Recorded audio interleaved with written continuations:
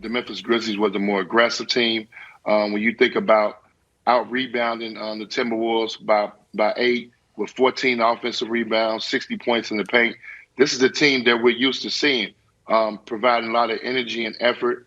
Then Ja, I thought, was better. He was more under control. When he had 10 assists, but 7 guys got in double figures. Just a great total team effort. And I got to give the Memphis Grizzlies coaching staff a lot of love right now. Steven Adams got in foul trouble the first couple minutes. They didn't go back to him. Out of there. They stayed small. They stayed athletic. That may be the trend in this series. I'm not saying you can't play Steven Adams at all, but this is not an ideal series for him. Being that Karl Anthony Towns likes to roam around on the three-point line. He moves around a lot on the perimeter. So you're taking Steven Adams out of some of the things that he loves to do around the basket as far as protecting the basket and rebounding. So playing small and being more athletic may be the answer in this series that they figured out last night. But this is going to be a great series. If I'm Minnesota, Minnesota has to feel really good that they went in there and got one and that they're going home to their home crowd. But great win last night for Memphis. It's a great way to bounce back. Listen, I'll tell you who doesn't feel good, Kevin Wildes, but more on that in a moment. First of all, shout out to Taylor Jenkins for the fact that it took him 1 game and 2 minutes to figure out what, for example, Scott Brooks never figured out in those Thunder Heat NBA finals, that everyone's favorite Kendrick Perkins was unplayable. Steven Adams can't play in this series. He's not supposed to play in this series. But the true biggest loser from last night was, of course, Wildes. Because Wildes was the Memphis guy. Wildes was the Ja Morant guy. And then Wildes, a lot of the media got a little overexcited about Minnesota. They love Ant-Man. They love, it's exciting. But Wildes was like, you think Karl Anthony Towns is going to have a bad game? Yeah, maybe. You think Patrick Beverley is going to be a total non-factor, no-show, just little pest that you flick away? Yeah, I mean, possibly. And then, most notably, you know what? Why am I even saying it? To steal a line from Reading Rainbow, don't take my word for it. Just take a listen. Upset alert. Minnesota wins this game. I'm guaranteeing it. Put it on the board. Put it on the Wildes guarantee board. They're going to win. Wow. They're going to win. And yeah, Ja's going to rise to the occasion. And you know what?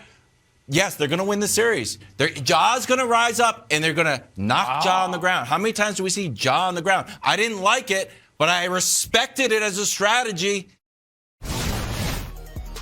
Yeah, Wildes, my jaw is on the ground listening to that terrible tape. And you have now just you're a man without a country.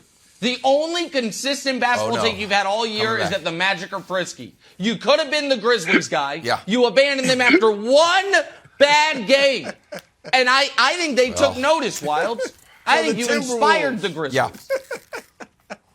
Okay, got a little over my skis there. Everyone attacking Patrick Beverley. I tried to rise up.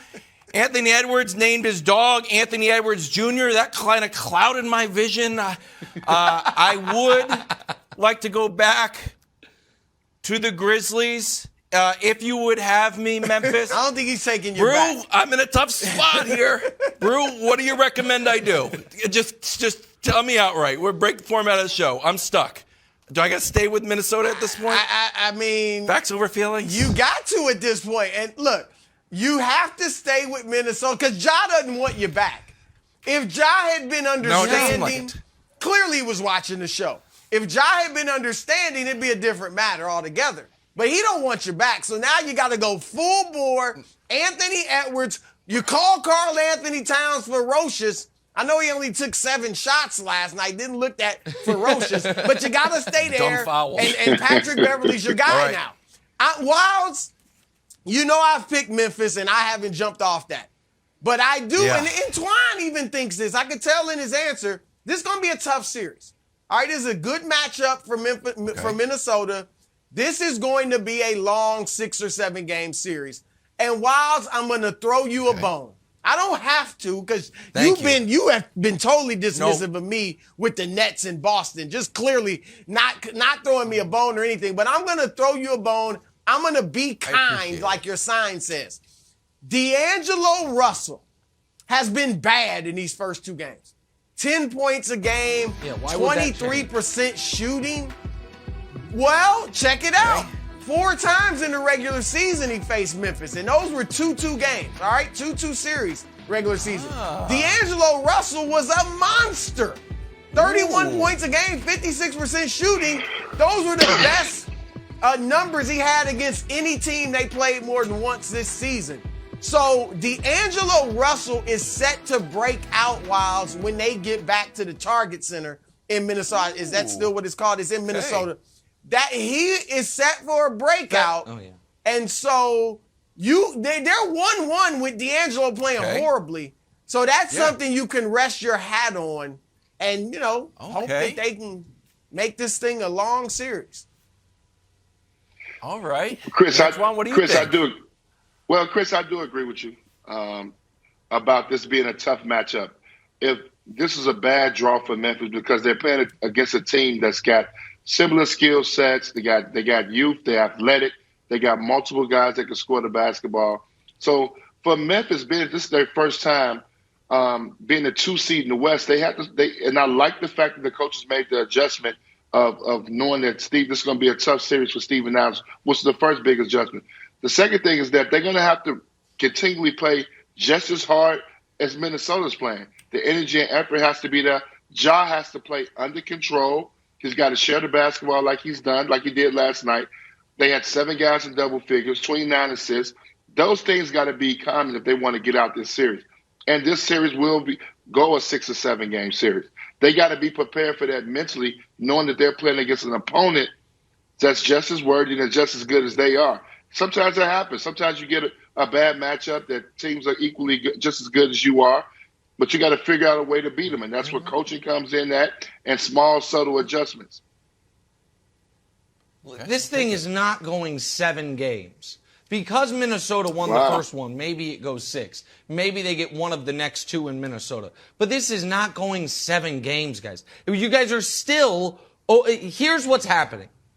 Everyone that loves basketball is so excited about what Anthony Edwards could be and is becoming that folks are trying to microwave it and skip steps. Memphis has been one of the most consistent, deepest, most well-coached teams with a true superstar of any team in basketball all year. They play 14 guys. Now, I don't know if that actually will help them in the next round against Golden State. They probably need to pare the rotation down, but they are deep. They are well-coached. They have an amazing home court. Minnesota is not close to their level yet. They got one. Maybe they'll get one more. But Memphis is – Antoine has them going to the finals. Wilds had him going to the finals before he fell in love. Oh, my God, I can't imagine how hard it must have been for Wilds, like girlfriends in high school. It's like, I want to be with you for the rest of my life. And the next day, he's like, I'm not even taking you to homecoming. Like, he's just like, oh, no, somebody else smiled at me. It's just a rough time for a fickle man, Wilds. I don't get it. Thanks for watching. Subscribe here to get the latest from the show. Also, be sure to check out more of the best clips from First Things First, or go watch a few segments from our other shows on FS1.